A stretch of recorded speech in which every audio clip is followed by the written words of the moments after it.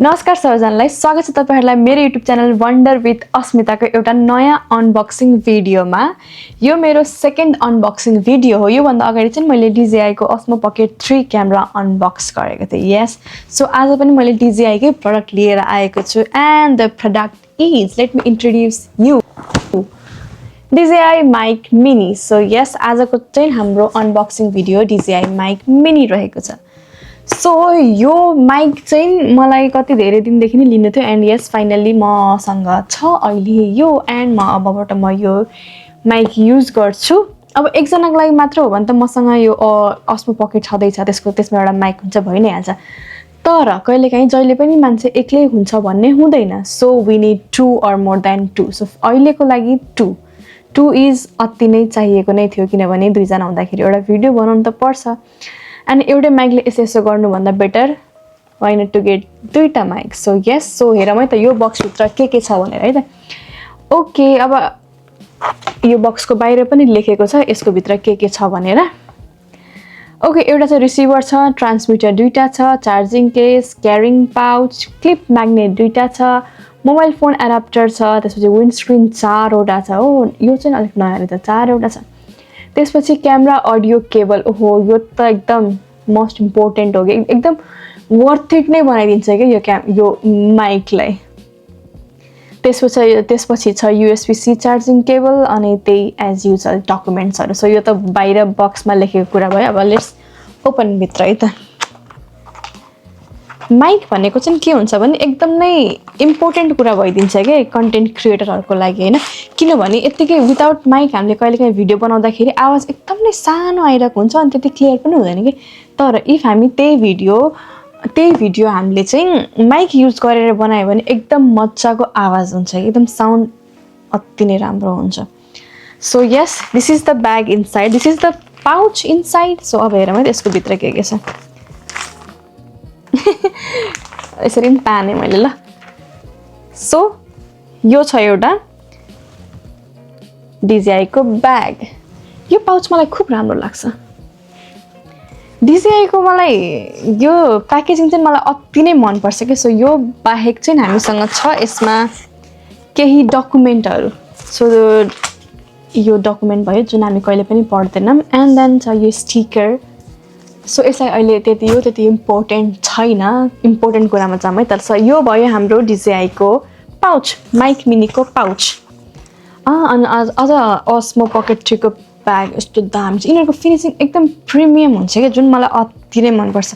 किनभने अनबक्स गर्दाखेरि यो पाउच निस्किने बित्तिकै मन पर्न सुरु गरिसकेको हुन्छ क्या। ओके, यो ब्यागभित्र के छ निकालेर हेरौँ है त।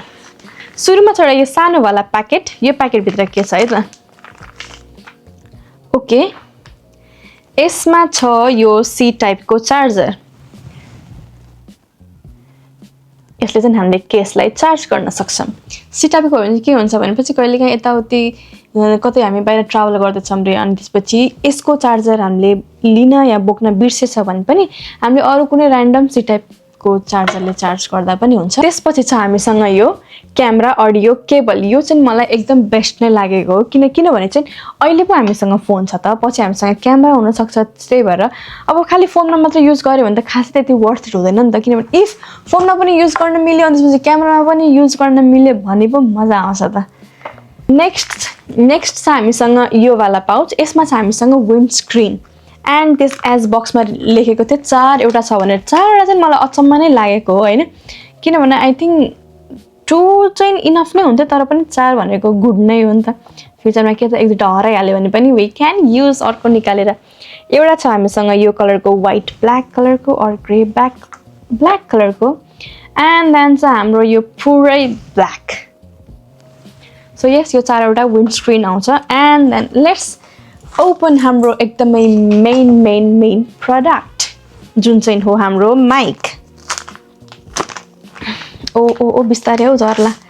अनि कुनै पनि नयाँ सामान लिँदाखेरि चाहिँ सुरुमा हामीलाई के हुन्छ नि, बिस्तारै चलाउमै स्क्रैच लाग्छ भनेर, होइन? त्यही वाला मलाई अहिले भइरहेको छ। So yes, this is how it looks यताबाट and then DJI। Okay, press to unlock. यसो हुँदा चाहिँ यसको यो निकाल्दिहालौँ। Oh my god. See this. See this.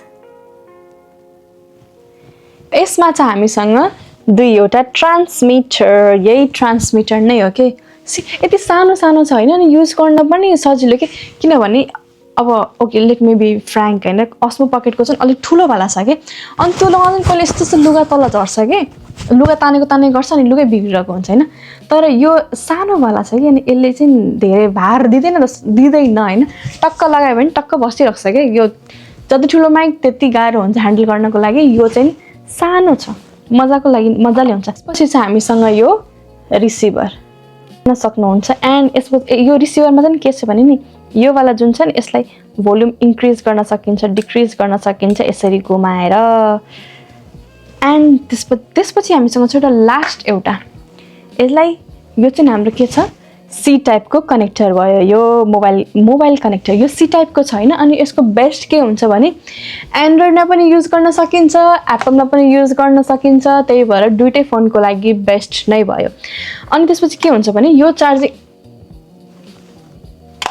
यो चार्जिङ केसलाई एकचोटि चार्ज गर्यो भने चाहिँ 10 घण्टासम्म मजाले चल्छ। यो 10 घण्टा भनेको इनफ नै हुन्छ। भिडियो बनाउँदाखेरि चाहिँ जहिले पनि हामी एक्लै हुन्छौँ भन्ने हुँदैन, हामी कहिलेकाहीँ 2 जनासम्म पनि हुन सक्छौँ या 3 जना हुन्छ। एन्ड देन कहिलेकाहीँ अब कसैलाई मन लाग्छ नि त म एउटा पोडकास्ट च्यानल खोल्छु, या म यत्तिकै साथीहरूलाई इन्टरभ्यू लिएर भिडियो बनाउँछु, या त्यस्तो केही थट आयो भने चाहिँ यो बेस्ट नै हुन्छ कि, किनभने 2 जनाको लागि यो कुरा गर्दाखेरि पनि एकदम मजाको हुन्छ। एउटै माइकले लिएर तिनीलाई पनि यसरी सुनाउने, तिनीलाई पनि यसरी माइक दिनेमा पनि यसरी बोल्ने, त्यो अलिक गाह्रो हुन्छ कि। एन्ड त्यही भएर यो सानो सानो क्युट टु लिटल DJI को माइक इज एकदम नै बेस्ट। एन्ड ओके यसको चाहिँ एन्ड देन यसमा यो माइकमा यो यसरी गरेर क्लिप, एन्ड देन यो म्याग्नेट हुन्छ जुन चाहिँ हामीलाई जेसँग पनि अट्याच गर्नको लागि एकदम नै इजी हुन्छ।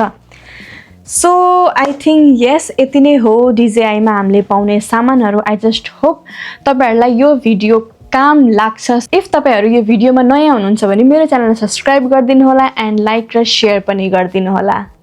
सो यस आजको लागि यति नै। आई जस्ट होप तपाईँहरूलाई यो भिडियो मन पर्यो होला, मन परेको छ भने लाइक र सेयर पनि गरिदिनु होला। Thank you for watching, see you in my next video, by.